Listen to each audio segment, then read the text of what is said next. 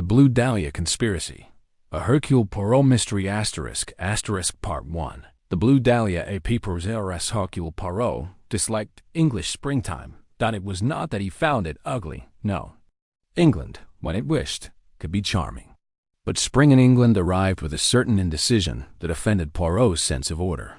One day sunshine, the next a damp chill that crept into one's bones. It was, he thought, a season that lacked clarity. And clarity, above all things, was what Poirot cherished. He stood at the window of his modest London flat, hands clasped neatly behind his back, gazing down at Whitehall as carriages and motor cars passed in uneven rhythm. His mustaches, those magnificent symmetrical mustaches, were waxed to perfection. Yet his expression was faintly troubled. Something was coming. He felt it in the little gray cells. The knock at the door, when it came, was sharp and urgent. Poirot turned, already annoyed. He had been expecting a letter from Madame Rossignol regarding a most delicate matter of stolen pearls. This knock did not sound like pearls. It sounded like trouble. Intrigue, he called. Captain Hastings burst in, hat askew, eyes bright with excitement. Poirot! My dear fellow, you'll never guess. Poirot raised one finger. Mon ami, before you speak, adjust your hat. It leans to the left. Disorder in attire leads to disorder in thought. Hastings laughed, corrected his hat, and dropped into a chair. Forgive me, but I've news. Extraordinary news. Poirot sighed and seated himself opposite.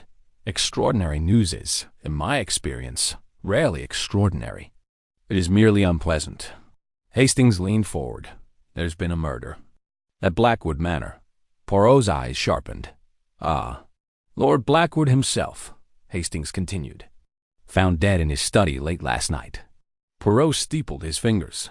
And why, mon ami? Do you bring this to me?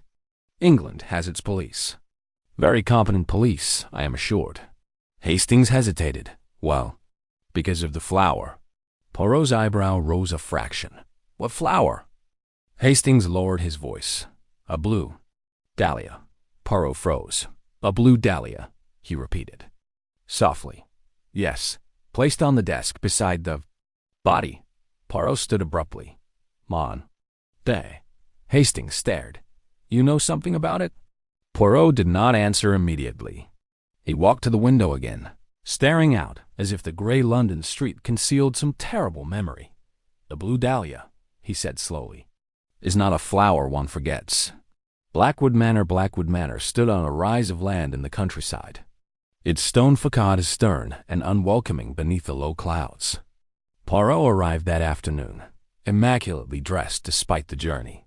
His small frame radiating quiet authority. Inspector James Caldwell awaited him at the entrance, a tall, broad-shouldered man with tired eyes. Monsieur Poirot, Caldwell said. I must admit, I'm surprised you came. Poirot smiled thinly. I am surprised myself, Inspector. But circumstances, you see, insist. They entered the manor. The air inside was heavy, scented faintly with polish and something else, something metallic. Murder occurred in the study, Caldwell said. Lord Blackwood was found at his desk. No sign of forced entry. Poirot nodded. Who discovered the body? The housekeeper, Mrs. Wilcox. She came to bring tea. They reached the study. Poirot paused at the threshold, absorbing every detail. The room was large, richly furnished. A massive oak desk dominated the space. Behind it, in a high-backed chair, sat Lord Blackwood, still, pale, eyes half open. Poirot approached slowly. No one has disturbed anything? He asked. Only the doctor confirmed death. Poirot examined the body. No visible wounds, he murmured. Poison, perhaps. His gaze shifted to the desk. There, placed with deliberate care, lay a single flower, a dahlia. Blue. Poirot's breath caught. Not a natural blue, no. This was a cultivated rarity, its petals unnaturally vivid, almost electric in hue. The blue dahlia, Poirot whispered. Always the blue dahlia. Caldwell frowned. You've seen this before? Poirot straightened. Yes, Inspector, once, many years ago. And where it appears, death follows, but death is not its true purpose. And what is? Poirot's eyes darkened. Distraction. The household Poirot insisted on meeting everyone in the house. They assembled in the drawing room. First, Lady Eleanor Blackwood, elegant, composed, her grief worn like a carefully chosen garment. "My husband had enemies," she said calmly. "Politics breeds them." Poirot inclined his head. "Indeed, Madame." Next, Sebastian Blackwood, the nephew, handsome, restless, with the air of a man perpetually dissatisfied. "My uncle controlled everything," Sebastian said bitterly. "Even my allowance." Poirot noted the clenched jaw. Then Miss Clara Whitmore, Lord Blackwood's secretary, quiet, observant, eyes that missed nothing. "I worked late last night," she said. "Lord Blackwood dismissed me at 10. Poirot smiled gently. "Did he seem troubled?" She hesitated. "Yes. He received a letter earlier that evening. It upset him." "A letter?" Poirot leaned forward. "From whom?" "I don't know. He locked it away." Poirot made a mental note. Finally, Colonel Arthur Fenwick, a guest retired military, stiff-backed, eyes sharp. "I heard nothing," Fenwick said. "Slept like a stone." Poirot studied him carefully. "Colonel," he said softly, "stones do not sleep. They wait." Fenwick stiffened. The letter. Poirot returned to the study alone. He examined the desk drawers. "Locked. Double quotes, of course," Poirot murmured. "Always locked." He knelt, peering beneath the desk. A scrap of paper lay hidden near the wastebasket. Poirot picked it up carefully. It was part of a letter. Only a few words remained legible. "The dahlia blooms again. You cannot escape." Poirot closed his eyes.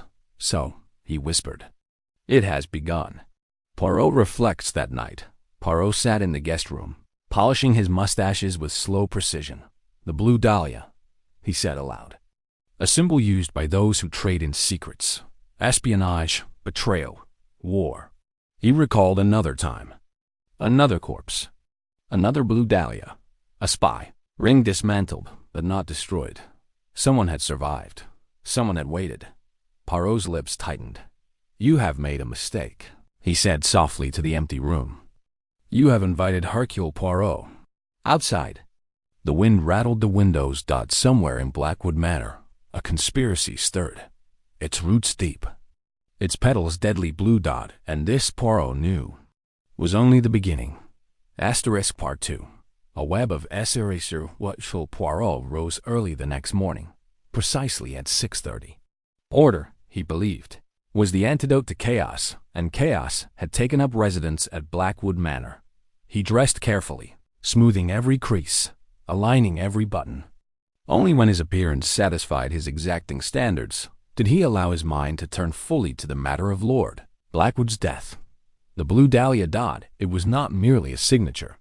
It was a message. Poirot descended to the breakfast room, where the household gathered in uneasy silence. The atmosphere was thick with suspicion, each person measuring the others, wondering who might be next. Lady Eleanor sat rigidly upright, her hands folded in her lap. Sebastian Blackwood stared into his tea as if it had personally offended him. Miss Clara Whitmore ate nothing at all. Colonel Fenwick read the newspaper upside down. Poirot noticed everything. "Good morning," he said pleasantly. There was a murmur of response. Poirot seated himself and poured coffee. "Madame," he said to Lady Eleanor, "you did not sleep well." She stiffened. "I slept as well as one can, under the circumstances." Poirot smiled gently. "Of course. Grief is a most inconsiderate guest." Sebastian snorted. "Are we to be interrogated over breakfast now?" Poirot turned his gaze upon him. "Mon cher monsieur, interrogation is such an ugly word. I prefer conversation with purpose." Sebastian flushed and fell silent. Poirot sipped his coffee. "Last night," he said casually, "someone moved through this house." Everyone looked up. "Someone," Poirot continued, "who was not afraid of the dark corridors. Someone who knew exactly where things were kept." Miss Whitmore's fingers tightened around her napkin. Colonel Fenwick folded his newspaper. Lady Eleanor's eyes flickered, just for a second. Poirot noted it. All. The locked drawer after breakfast. Poirot requested Inspector Caldwell to meet him in the study. The locked drawer, Poirot said, gesturing to the desk. It troubles me. Caldwell nodded. Double quotes. We forced it open this morning. Inside lay several documents, financial records, correspondence, and one sealed envelope. Poirot lifted the envelope delicately. May I? Caldwell nodded. Poirot opened it and removed a single sheet. His eyes scanned the contents. This is not a personal letter, Poirot said quietly. It is a warning. Caldwell leaned closer. The letter read, You were warned once before. The blue dahlia blooms again. Silence is no longer an option. No signature. Poirot folded the letter carefully. Lord Blackwood was not murdered because of what he was, Poirot said, but because of what he knew. About whom? Caldwell asked. Poirot smiled thinly. That, Inspector, is the question. Miss Whitmore, speaks Poirot, requested a private conversation with Miss Clara Whitmore. She met him in the small library. Her posture stiff but composed. You were devoted to Lord Blackwood, Poirot said gently. Yes. And you were more than a secretary. She hesitated. I helped him organize sensitive correspondence. Poirot nodded. Did he ever speak of the blue dahlia? Her breath caught. Yes. Poirot leaned forward. When? Last week. He said it was a symbol from his past. Something he believed buried. What past? She swallowed. He never said. Only that if the blue dahlia ever returned, it would mean danger. Poirot's voice softened. Did he trust you? Yes. Did he trust anyone else? She hesitated longer this time. Colonel Fenwick. Poirot's eyes sharpened. Ah. Colonel Fenwick received Poirot in the smoking room. You were friends with Lord Blackwood, Poirot said. We served together. Long ago. In intelligence? Fenwick's jaw tightened. You know too much. Poirot smiled. I know just enough.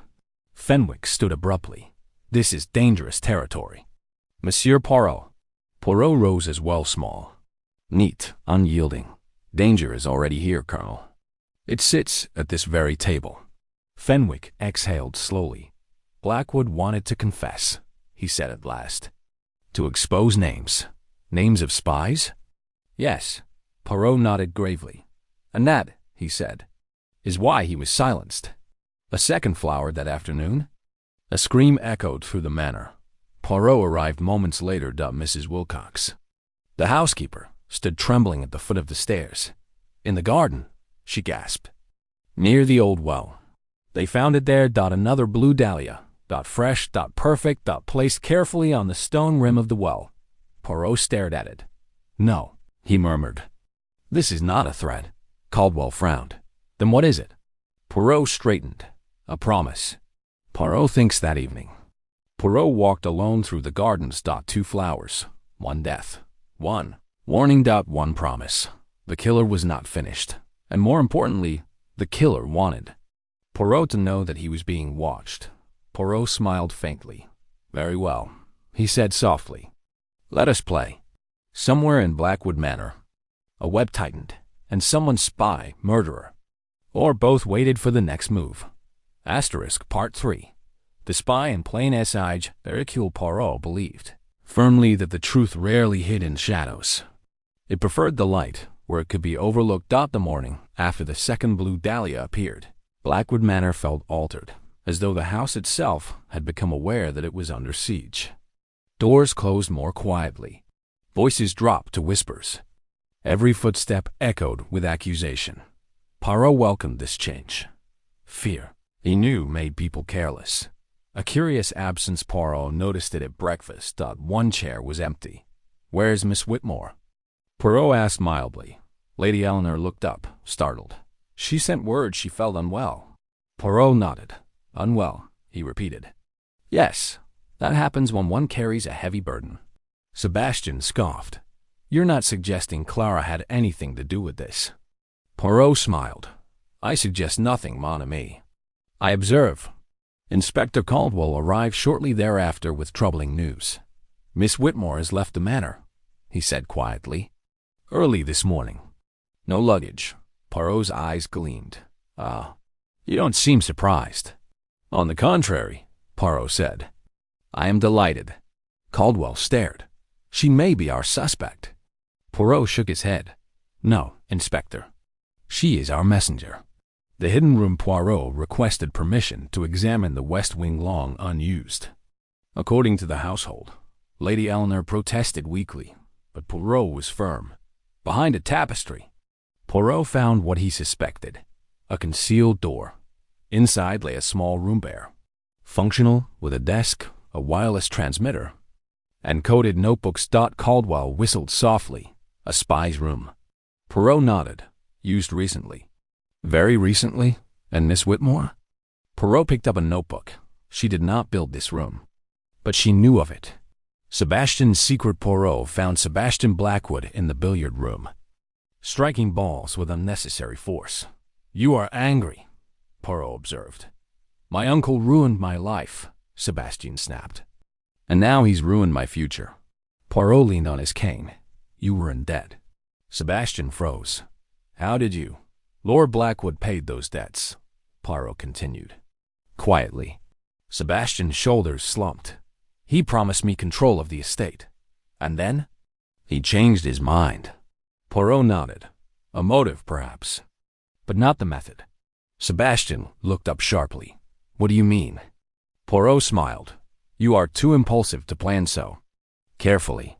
Sebastian flushed with rage, but said nothing. The Colonel's past. Poirot confronted Colonel Fenwick again. "You were not merely intelligence," Poirot said. "You were counterintelligence." Fenwick stiffened. "You accuse me?" "No," Poirot replied. "I admire you."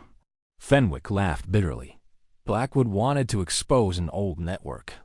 Names that should have stayed buried. And you disagreed?" "I warned him." Poirot nodded. "But you did not kill him."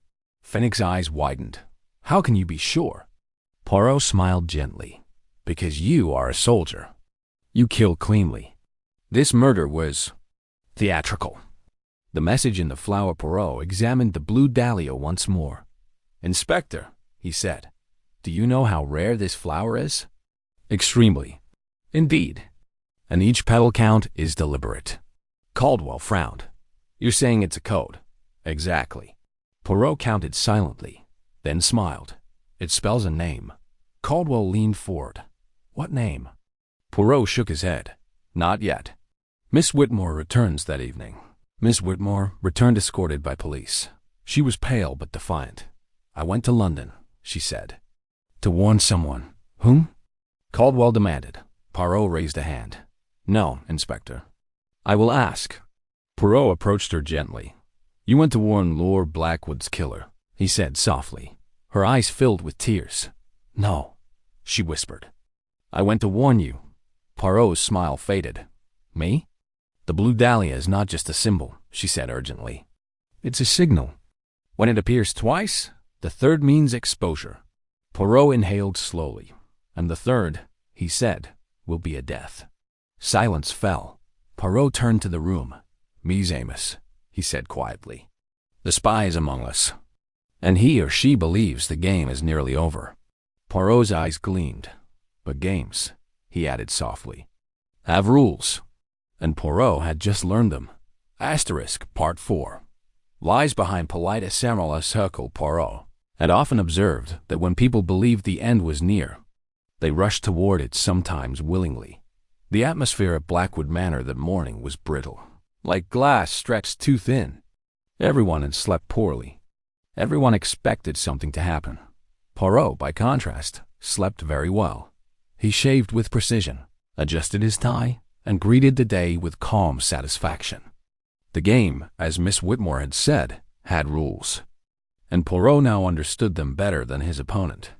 Believed. The confessionate came just before noon. Inspector Caldwell burst into the drawing room where Poirot sat reading.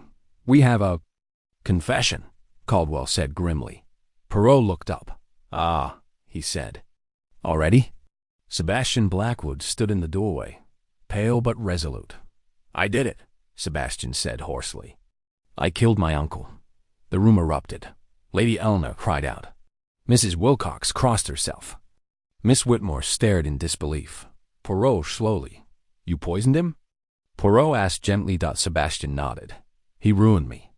He promised me the estate, then threatened to cut me off entirely. I lost control. Poirot studied him closely. You are lying, he said calmly. Sebastian recoiled. I confessed. Yes, Poirot replied, but not to murder. Caldwell frowned. Poirot. Inspector, Poirot interrupted politely. May I continue? Caldwell nodded reluctantly. Poirot turned back to Sebastian. You are angry, Poirot said. You are reckless, but you are not subtle. The poison used required patience, knowledge, and most importantly, time. Sebastian's hands trembled. I could have learned. No, Poirot said firmly. You confessed because you are afraid. Afraid the truth will destroy your family name. Lady Eleanor stared at her nephew. Sebastian? He looked away. Lady Eleanor's mask. Poirot turned to Lady Eleanor. You are very composed, he said. She stiffened. I have had practice. Yes, Poirot said softly. You have. He gestured toward the window. You were not born Lady Blackwood. You were Eleanor Price. Her face drained of color. Caldwell blinked. That name appears in old intelligence files. Poirot nodded. A courier. A minor one, but loyal. Lady Eleanor's voice shook. I loved my husband. I believe you, Poirot said. But love does not erase the past. Silence pressed in. Asterisk, the third signally servant entered. Breathless. Monsieur Poirot, Inspector, there's something in the east corridor. Poirot closed his eyes briefly. The third, he murmured. They hurried down the corridor. On a small table lay another Blue Dahlia. Beside it a sealed envelope. Poirot opened it. Inside was a list of names. Some were crossed out. One was circled. Poirot's expression hardened. This, he said quietly, is a death warrant. The poison revealed. Poirot returned to the study and examined the medical report. The poison, he said to Caldwell, was administered slowly, over days, mixed into Lord Blackwood's evening brandy. Caldwell nodded. Only one person served him regularly. Poirot turned. Mrs. Wilcox. The housekeeper gasped. I would never. Poirot raised a hand. No, madame. You served the drink, but you did not poison it. He picked up the decanter. The poison was introduced earlier. Someone with access. Someone trusted. Miss Whitmore inhaled sharply. Lady Eleanor closed her eyes. Asterisk. Poirot's private moment. That night, Poirot sat alone, reviewing the list from the envelope. Names from an old spy network. Only one remained uncrossed. The spider. Poirot murmured. Always the spider. He smiled faintly. They believe I chase the fly, he said. But I see the web. Outside. Footsteps moved softly in the corridor. Someone was listening. Someone was afraid. And someone, Poirot knew, would strike again because exposure was now inevitable. Poirot decides. Poirot rang for Inspector Caldwell. Inspector, he said. Tomorrow evening, I wish everyone gathered in the drawing room. For an arrest? Poirot smiled. For the truth. Asterisk, asterisk, Part 5. A murder. Hercule Poirot had made a deliberate decision. He would do nothing. At least. That was how it would appear. The day after the third Blue Dahlia was discovered, dawn gray and oppressive. The kind of morning that pressed down upon the mind and made even innocent thoughts feel guilty. Blackwood Manor seemed to hold its breath. Servants moved quietly. Doors closed with exaggerated care. Every glance carried suspicion. Poirot, however, behaved as though the danger had passed. He breakfasted calmly. He complimented the coffee. He even allowed Captain Hastings, summoned discreetly from London, to chatter without interruption. This, Poirot knew, was precisely what the killer needed to see. Complacency. Hastings. Arrives, my dear Poirot, Hastings said enthusiastically. This place gives me the creeps. A spy ring, secret rooms, coded flowers. It's all frightfully dramatic. Poirot smiled faintly. Yes, mon ami. Drama is often used to conceal logic. Hastings lowered his voice. Do you have a suspect? Poirot buttered his toast with precision. I have several. And the murderer? Poirot paused. I have one who wishes to murder again. Hastings blinked. You're certain? Poirot nodded. When a conspiracy reaches its final stage, it does not retreat. It accelerates. The calm before Inspector Caldwell was uneasy. "You're letting them walk around freely," he protested. "Whoever did this could strike again." Poirot clasped his hands. "Exactly." Caldwell stared. "You're using them as bait." Poirot inclined his head. "There's been, Inspector." "You are learning." Caldwell sighed heavily. "I hope you're right." Poirot rose. "I am." Colonel Fenwick's fear later that afternoon. Poirot encountered Colonel Fenwick alone in the garden. The colonel's usual rigid composure had cracked. He paced like a man awaiting a verdict. "You've read the list," Fenwick said abruptly. "Yes." "You know what it means?" "Yes." Fenwick stopped. "Then why haven't you acted?" Poirot studied him. "Because the list is incomplete." Fenwick stiffened. "You think there's another name?" Poirot nodded. "One not written." Fenwick's voice dropped. "The spider?" Poirot smiled thinly. "Ah, so you know the name." Fenwick's face darkened. He was brilliant, ruthless. No. Loyalty to country only, to survival. "And?" "You believe he is here." Fenwick swallowed. "I believe he never left." "Miss Whitmore's truth." Poirot later spoke privately with Miss Whitmore. She was pale, exhausted, but resolute. "I lied to you," she said quietly. Poirot nodded. Double quotes, "Yes. I knew about the spy room long before Lord Blackwood's death." "Yes. I helped him gather evidence." "Yes." Tears welled in her eyes. "He trusted me." Poirot's voice softened. "And you did not betray him." She looked up sharply. "You don't think I?" "No," Poirot said firmly. "You are too honest. You hesitate before you speak." "Spies do not hesitate." She exhaled shakily. "Then who?" Poirot smiled sadly. "Someone who smiles very easily." The second murder had happened just after dusk. A gunshot echoed through the manor. Poirot was already moving. They found Colonel Fenwick in the West Wing, slumped against the wall outside the hidden room. Dead. A single bullet to the chest. In his hand, a crushed blue dahlia petal. Hastings whispered, "My God." Poirot knelt beside the body. "This was not planned," he said quietly. Caldwell stared. "What do you mean?" "The killer intended poison," Poirot replied. But Fenwick knew too much, and he panicked. Poirot rose slowly. "The conspiracy has just made a mistake." The fourth flower later that night. Poirot discovered it himself. A fourth blue dahlia, placed on his pillow. He stared at it for a long moment, then laughed softly. "So," he said, "you challenge me." He picked up the flower carefully. "You believe you frightened me. But you forget I have been afraid before." Poirot's revelation, private. Poirot returned to his room and spread out the evidence. The letters, the list, the flowers, the behavior. The spider was not violent by nature. The spider manipulated, which meant the murderer was not Sebastian too emotional, not Miss Whitmore too sincere, not Mrs. Wilcox too simple.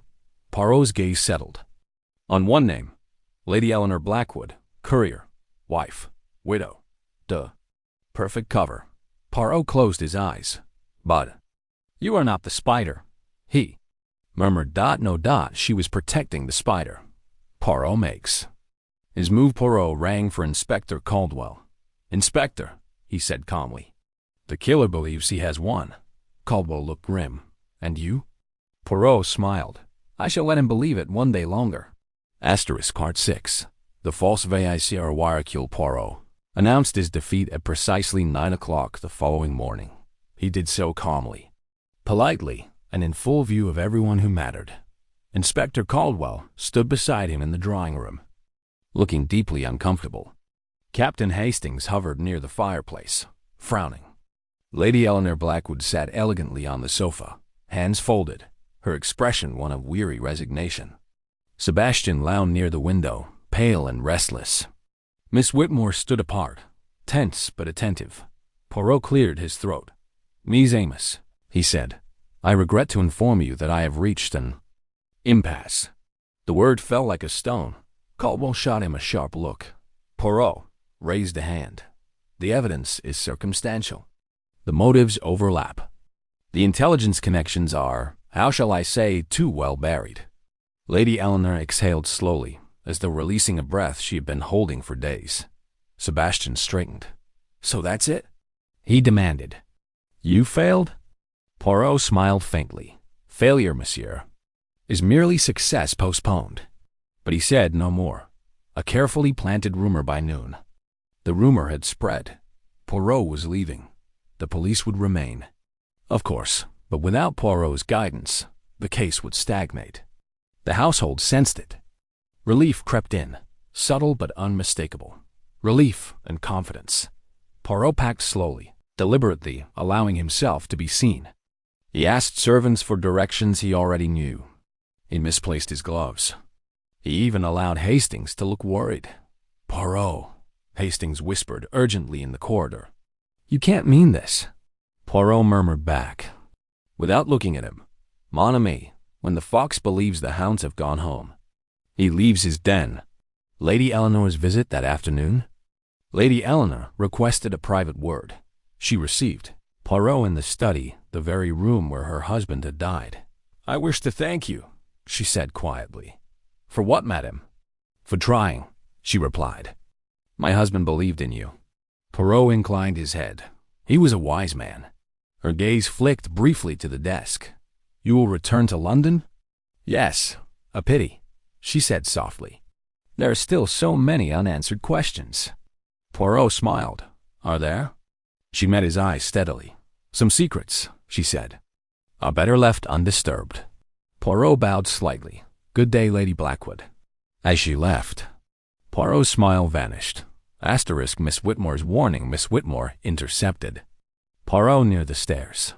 You're not really leaving, she said urgently. Poirot looked at her kindly. I am leaving the building, he said. Not the case. Her eyes widened. He's planning something, she whispered. Yes. And Lady Eleanor, Poirot raised a finger. Say nothing, he advised. The walls listen. The spider moves that night. The manor slept more soundly than it had since Lord Blackwood's death.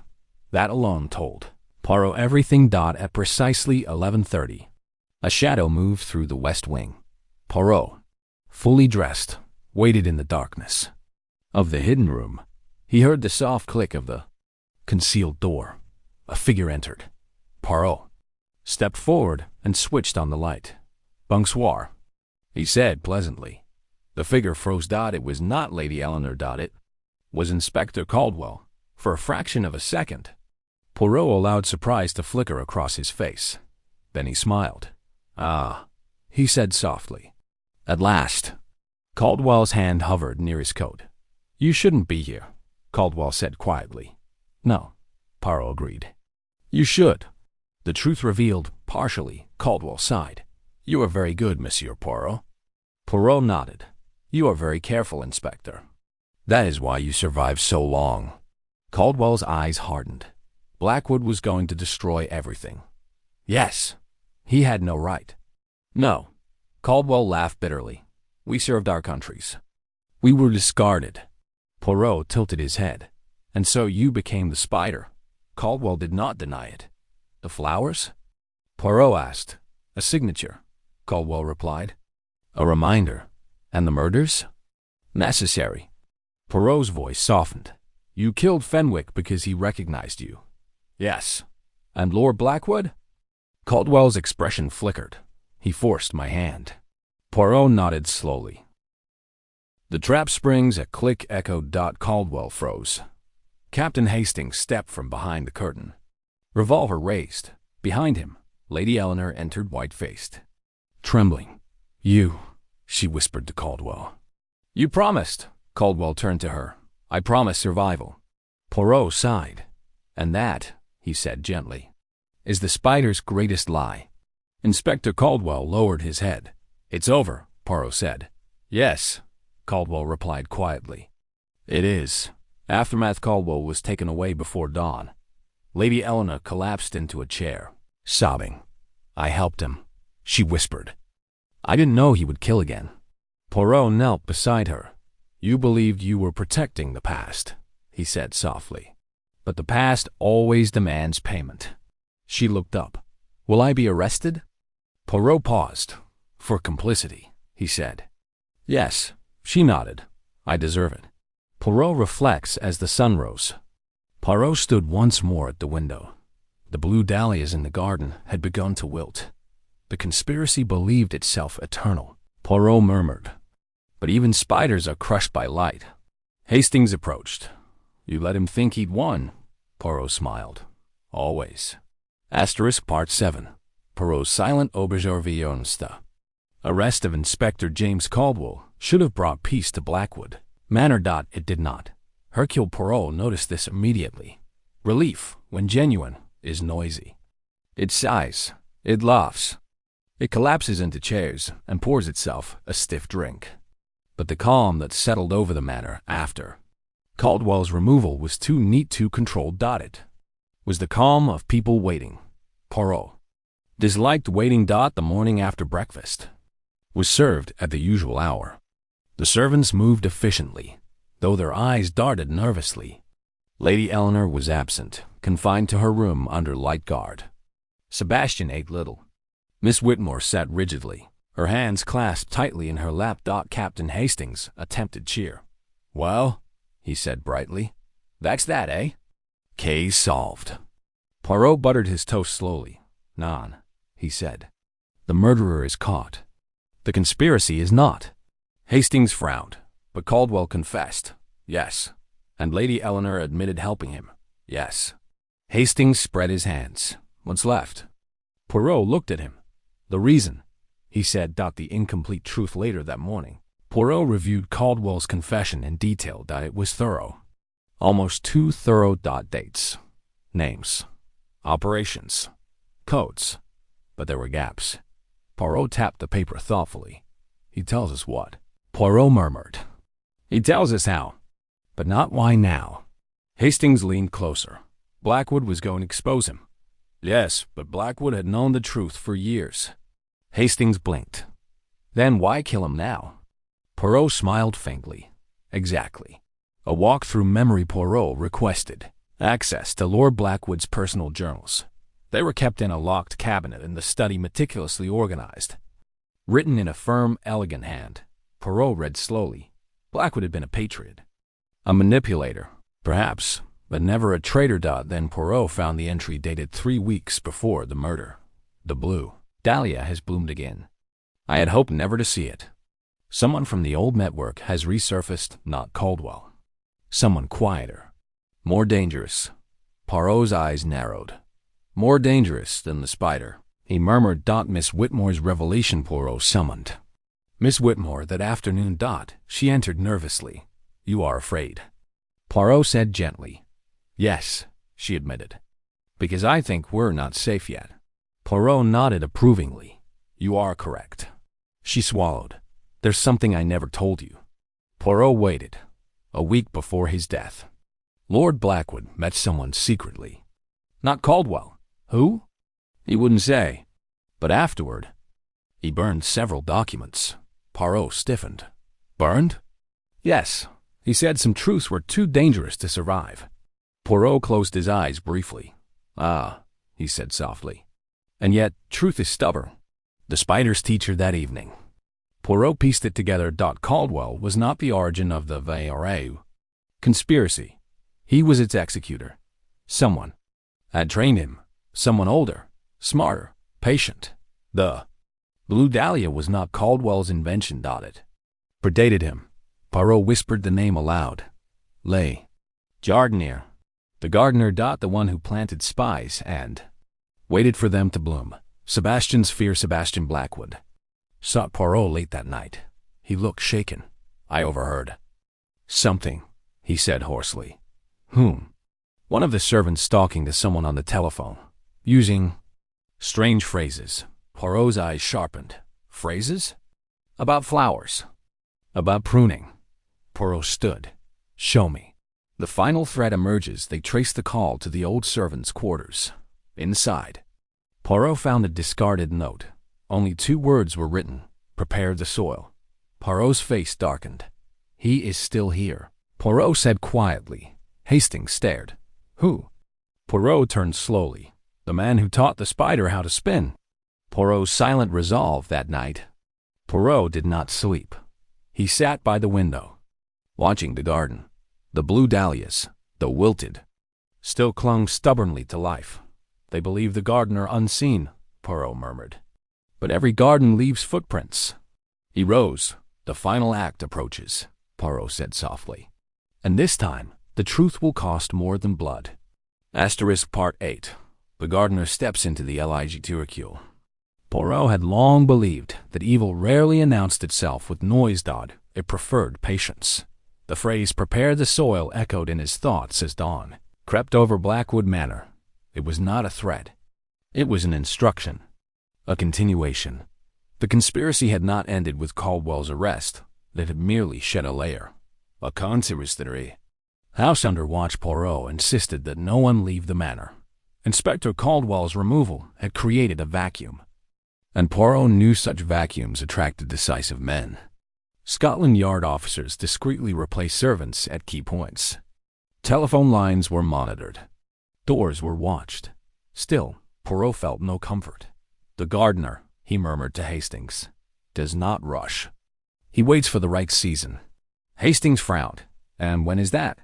Poirot looked toward the garden. When everyone believes the danger is past. The man from the past, the visitor, arrived shortly after noon. He was announced as Mr. Alistair Morland, an old associate of Lord Blackwood, recently returned from the continent. Tall, silver-haired, impeccably dressed. He carried himself with the ease of a man accustomed to being trusted. Poirot felt the shift in the room immediately. Morland's eyes were calm, curious, assessing. Madame Blackwood, Morland said smoothly, bowing his head. I am deeply sorry for your loss. Lady Eleanor, released briefly under guard, stiffened.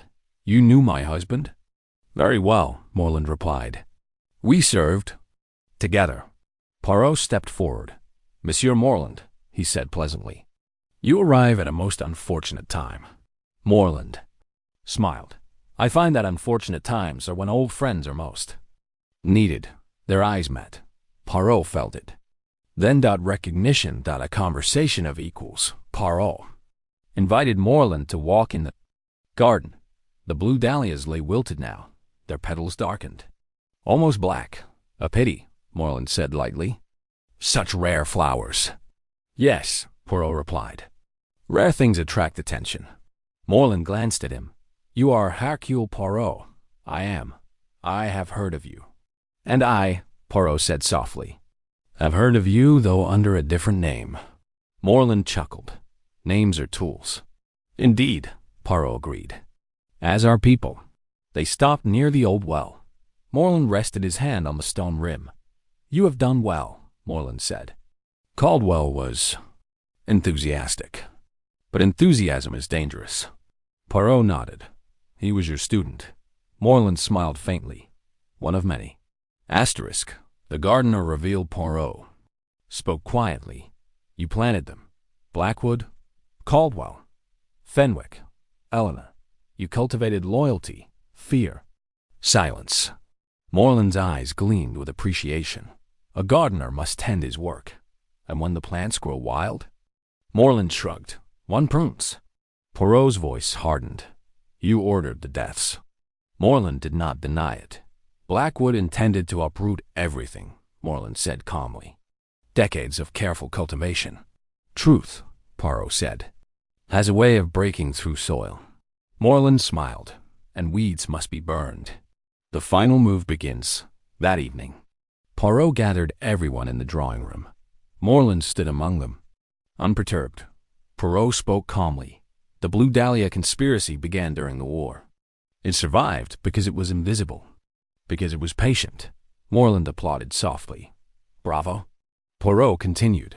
Inspector Caldwell believed himself the spider. But spiders do not plant gardens. Morland's smile never faltered. Poirot turned toward him. You did. Silence fell. Sebastian stared. Miss Whitmore gasped. Lady Eleanor closed her eyes. Morland inclined his head.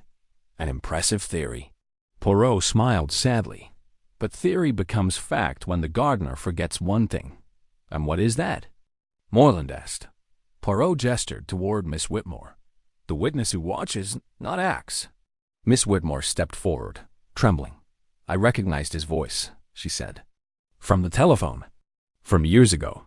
Morland's eyes flickered, just once. Danger in the drawing room, Morland sighed. You disappoint me, Poirot. I had hoped for admiration, not interference. He reached into his coat. Hastings shouted. Poirot moved faster. No, Poirot said sharply. You will not escape. Officers surged forward. Morland froze, then smiled. You think this ends with me? Poirot met his gaze steadily. No, he said. It ends with the truth. The gardener Falls Morland was arrested without resistance. As he was led away, he turned to Poirot. You understand me, Morland said quietly. Poirot nodded. Double quotes, yes, he replied. That is why I stopped you. Morland's smile faded. Aftermath night fell. Poirot stood, alone once more in the garden. The blue dahlias were being removed. Roots and all. Nothing planted in secrecy can grow forever, Poirot murmured. Hastings joined him. Is it over? Poirot looked toward the house. Almost, he said. One final truth remains. Part 9. The final J. The morning after Alistair Morland, the gardener, was arrested. Blackwood Manor seemed impossibly still. The servants moved in silent efficiency, as though fearing even their shadows might betray them. The air was thick with anticipation, though no one could name the source. Hercule Poirot, in contrast, had never felt more alive. The final act, he murmured, brushing the wax from his mustaches, must be performed slowly, with precision. Each actor must play their part without knowing the conclusion. Captain Hastings poured him a cup of coffee. Poirot, Hastings said nervously, you're enjoying this far too much. Ah, mon ami, you confuse joy with satisfaction. Satisfaction is the calm after order has been restored. Hastings frowned. Restored? You've still got everyone gathered.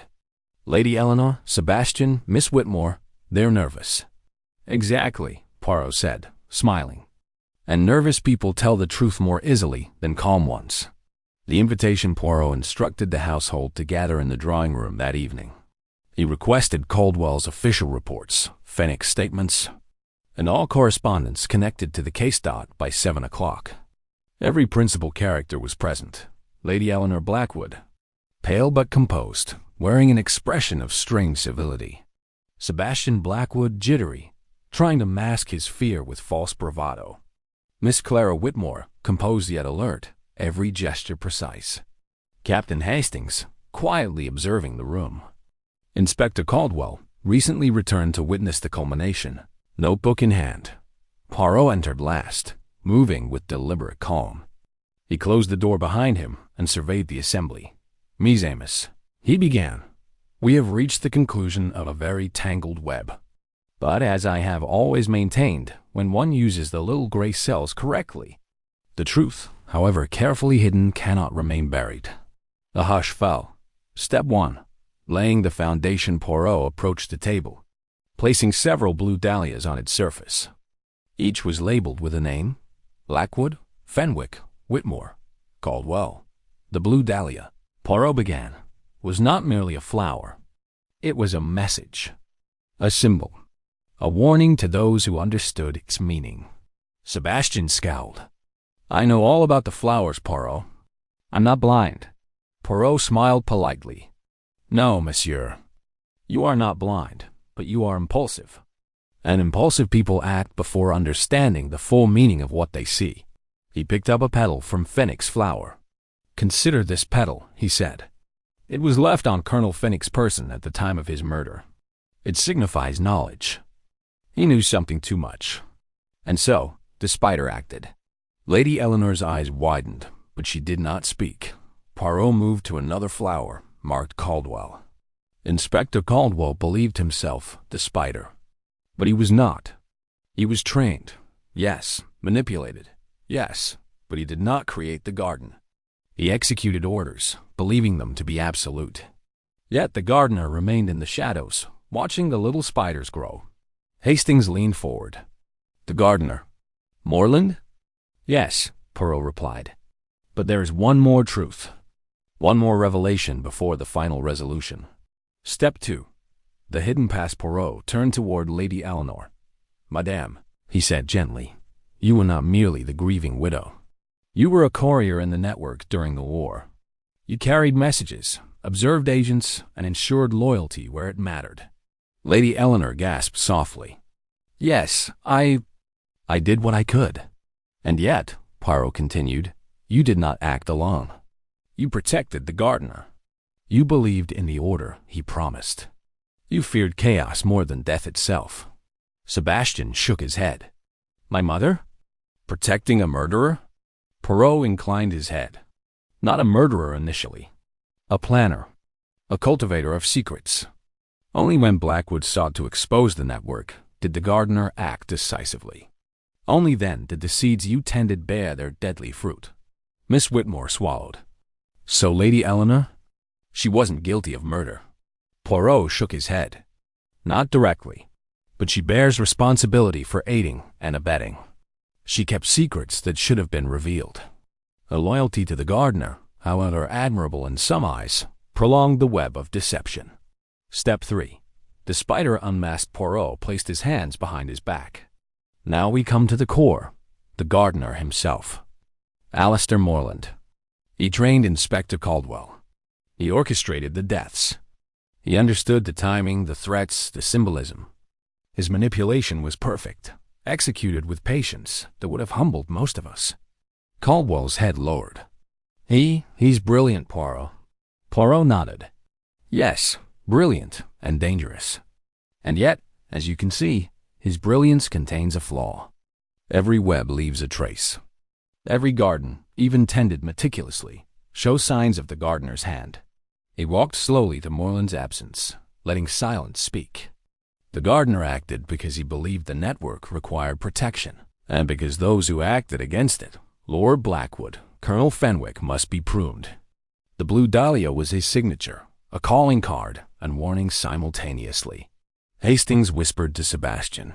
He's describing someone who's cold, methodical, almost inhuman. Poirot overheard but ignored it. Step 4. The final evidence. Poirot turned toward the fireplace, where a small envelope lay. He picked it up carefully and handed it to Caldwell. Inspector, please read aloud. Caldwell hesitated, then opened it. The paper inside bore a single line of coded instructions. Prune the soil. Remove the weeds. Ensure only obedient flowers survive. The room fell silent. Poirot continued. This note was found in the secret room of the West Wing. It confirms the gardener's authorship and intent. Each of the deaths, each act of manipulation, was calculated to ensure the network's survival. Miss Whitmore shivered. And the Blue Dahlias? They were warnings, Poirot said. First to Blackwood, then to Fenwick, third to Caldwell. Fourth meant the signal that observation was not optional, that someone was watching carefully. Lady Eleanor finally spoke, voice trembling. And now it's over? Poirot smiled faintly. Not entirely. There is still one final truth that must be acknowledged before the garden is truly closed. Step 5. The true culprit. Within. Poirot's gaze settled on Sebastian. The young man had been reactive throughout, his impulses obvious, his motives transparent. But Poirot had observed carefully. Sebastian, Poirot said quietly, your uncle's death was tragic.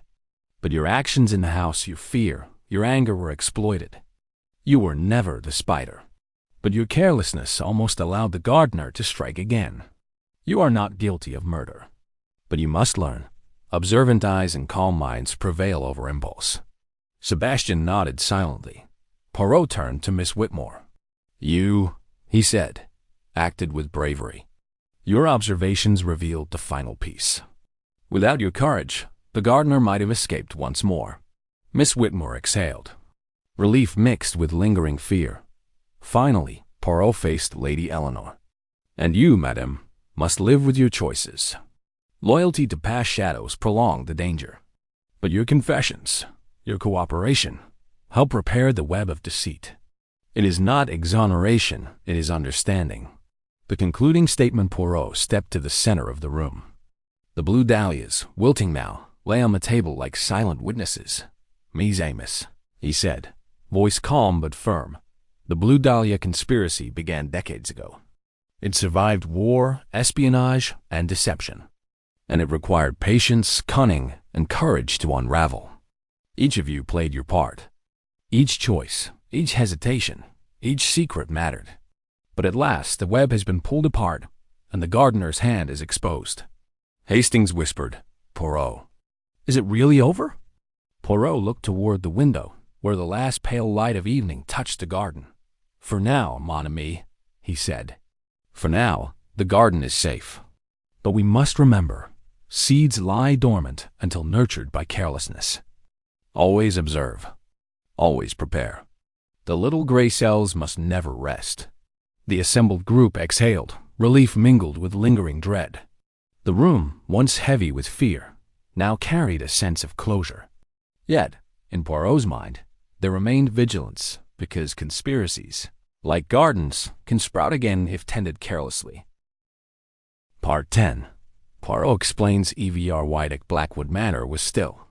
The blue dahlias had been removed from the table, their petals stored carefully in evidence bags. The house, though quiet, still carried the residue of fear, echoes of past footsteps, lingering whispers of secrets long held. Hercule Poirot, calm and methodical, gathered all the principal characters in the drawing room one last time. Captain Hastings, as always, hovered near the fireplace, notebook in hand, ready to record every detail. Lady Eleanor, pale and dignified, sat stiffly on the sofa. Sebastian fidgeted nervously. Miss Whitmore remained composed, though a subtle tension showed in her hands. Poirot's gaze swept the room. Every face held curiosity, fear, and a faint hope that tonight the truth would finally settle. "The Blue Dahlia's meaning," Poirot began. "Ms. Amos, you have observed the Blue Dahlia throughout this terrible sequence of events. Many of you interpreted it as a mere flower, a symbol, or even a threat. But it was all three and more. The Blue Dahlia is rare, cultivated, and unnatural in its perfection. It is not a flower that appears casually. Its presence signifies calculated warning, the hand of one who plans with patience and precision." Hastings nodded. "So it was a message all along?" "Exactly," Poirot said. "First, to Lord Blackwood, a warning that the network, the spider, and the gardener still existed. Second, to Colonel Fenwick, an indication that knowledge carries consequences.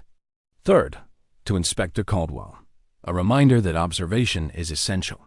Fourth, placed on my own pillow, it signified that I was now being watched, and that the final act of the conspiracy was ready to unfold." The gardener's role Poirot continued, pointing toward Alistair Morland. Still absent but represented by the evidence collected, the gardener orchestrated everything from the shadows. Caldwell acted as his agent, following instructions with deadly precision. Fenwick died because he knew too much. Blackwood died because he threatened exposure. Lady Eleanor protected the gardener out of loyalty. Miss Whitmore observed, recorded, and ultimately revealed the last truth. And Sebastian, you were manipulated, your impulsiveness exploited. None of you acted alone. Sebastian's eyes widened. "So it was all him?" Poirot nodded. "Yes, mon cher. A brilliant mind, patient and calculating. The gardener cultivated obedience, fear, and secrecy. He planted symbols and signals, ensuring that each actor moved according to his plan. Every murder, every warning, every Blue Dahlia carefully executed." Lady Eleanor's choices. Poirot turned to Lady Eleanor. "Madame, you did what you thought was right. You protected your husband's legacy, and in doing so, you shielded the gardener. You did not order murders, yet your choices prolonged the conspiracy. Justice demands acknowledgement, and your cooperation has been essential in dismantling this web. You are not innocent, but your intent was not malevolent." Lady Eleanor bowed her head. "I understand." Miss Whitmore's courage, Poirot then addressed Miss Whitmore. "You, mademoiselle, were the eyes that revealed the final piece. Your knowledge of the hidden room, your recognition of the coded phrases, and your careful observation allowed me to uncover the gardener's identity. Without your courage, this conspiracy might have continued indefinitely. Miss Whitmore lowered her gaze modestly. Sebastian's redemption. Sebastian, Poirot said gently. You were impulsive, emotional, and at times reckless. But you were never a murderer. Your role in this tragedy was minor, though you could have caused further chaos. Learn from this.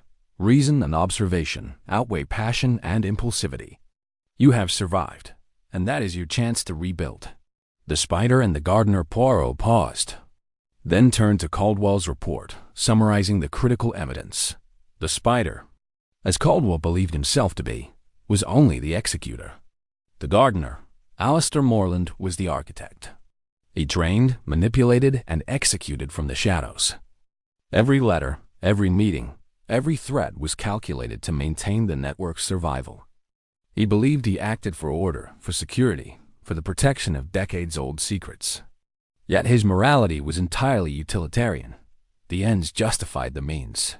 Hastings whispered, "So it was never personal?" "Only in appearance," Poirot replied. Every act was planned to look personal, emotional, and reactive. In truth, the gardener's mind was cold and precise, like a clockwork mechanism. Each murder was a cog in a greater design. The conspiracies. Poirot smiled faintly. Surveying the room, the arrests, the confessions, the exposure of the gardener's methods, these end the cycle. The Blue Dahlias have been removed. The manipulators are unmasked. The network can no longer operate in secrecy. Hastings exhaled. Poirot, you made it all seem so clear. Poirot tapped his mustaches with satisfaction. The clarity was always there. One only needs to observe, to piece together human behavior, subtle symbols, and the silent truths people attempt to hide. The little gray cells reveal the whole picture when exercised with patience and rigor. A final reflection as the household dispersed for the last time that evening. Poirot stood by the window, gazing at the fading light over the garden. The petals of the blue dahlias, now stored as evidence, reminded him that beauty and danger can coexist, and that symbols, like humans, carry power far beyond their appearance. Justice, he murmured, is not always swift, nor is it always clean. But with reason, observation, and patience, the truth will emerge, and the guilty will be accounted for in whatever measure they deserve. Hastings approached quietly. Another case solved, eh, Poirot? Poirot nodded. Yes, mon ami. Another case. And as always, the little gray cells have triumphed. The night settled over Blackwood Manor. Silence reigned. The conspiracy was finally unraveled. And Hercule Poirot, ever vigilant, knew that while this garden had been pruned, the world would always contain seeds for another mystery. The end.